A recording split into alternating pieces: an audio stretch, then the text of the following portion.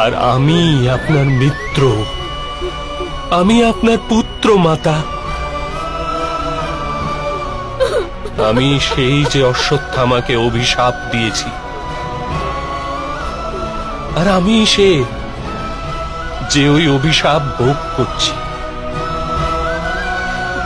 দুর্যোধনের জঙ্ঘা ভাঙার আর্তনাদ আমারই ছিল মাতা। আমি জীবনভর মাতাদের আশীর্বাদ গ্রহণ করেছি। তাই আজ আমি বাসুদেব কৃষ্ণ মাতার অভিশাপকেও স্বীকার করলাম। আমি আপনাকে কথা দিচ্ছি মাতা, যখন আমার বংশনাশের সময় আসবে, তখন আমি প্রথম সুদর্শন চক্র দ্বারা প্রহার করব। না না,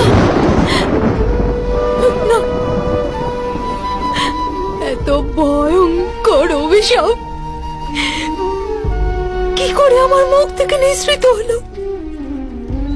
না মাতা, আপনার কোনো দোষ ছিল না। আশীর্বাদ আর অভিশাপ তো সময় নিজের পরিকল্পনা অনুসারে আহ্বান করে। আপনার বাক্য তো কেবল নিয়তির অমোঘ কার্যের নিমিত্ত মাত্র।